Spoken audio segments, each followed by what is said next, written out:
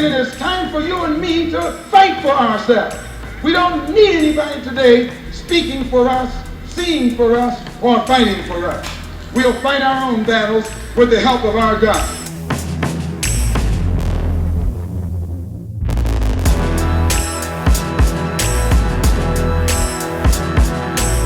What is your real name? Malcolm X. Is that your legal name? As far as I'm concerned, it's my legal name. The same slave master who owned us put his last name on us to denote that we were his property.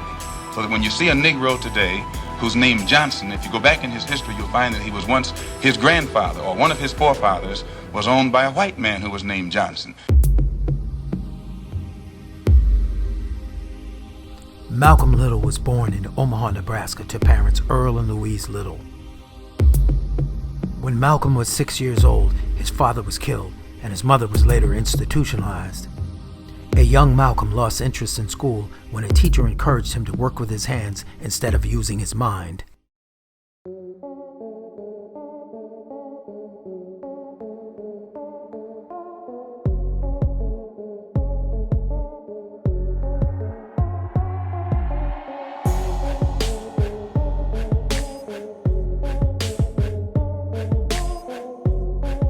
Without parents and dropping out of school, it led Malcolm into a life of crime.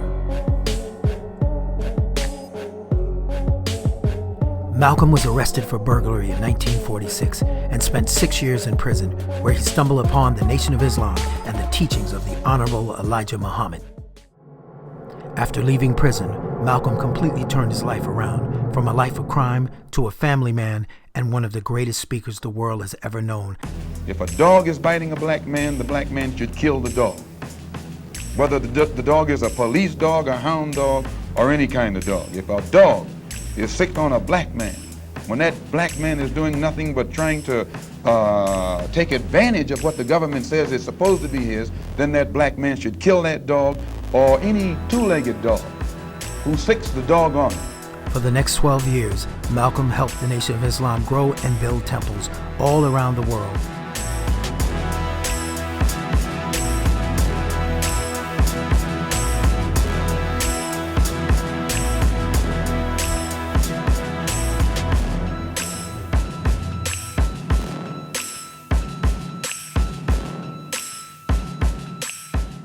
Even converting a young Cassius Clay into Muhammad Ali.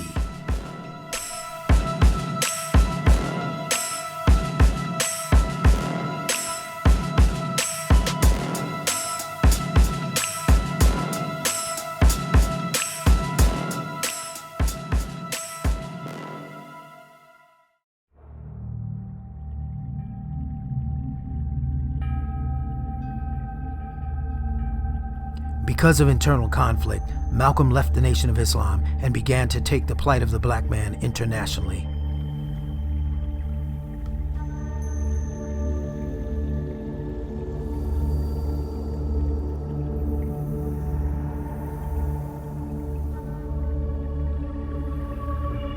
Many foreign countries started to embrace Malcolm, making him a very dangerous man in the eyes of many government institutions.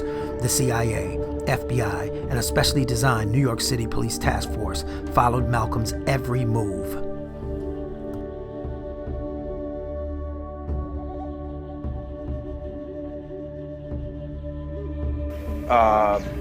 My going to Mecca and going into the Muslim world, into the African world, and being recognized and accepted as a Muslim and as a brother may solve the problem for me personally. But I personally feel that my personal problem is never solved as long as the problem is not solved for all of our people in this country. So I remain Malcolm X as long as there is a need to protest and struggle and fight against the injustices that our people are involved in this country. Are you prepared to go into the United Nations at this point and ask that charges be brought against the United States for its treatment of American Negroes? Oh, yes. Oh, yes, please. Right in my chair. The audience will have to be quiet.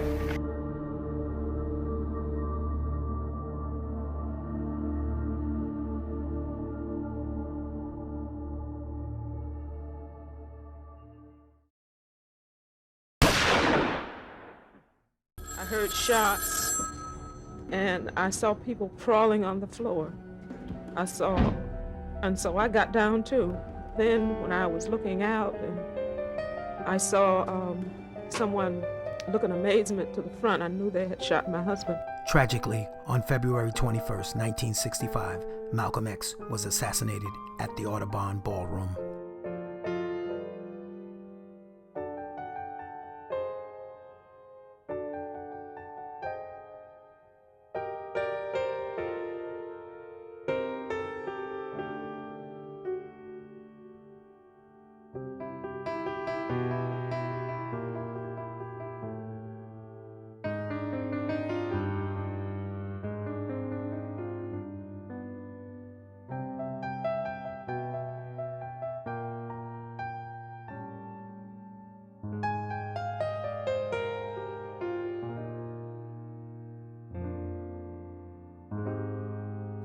Despite being killed in 1965, years later, his autobiography became a bestseller.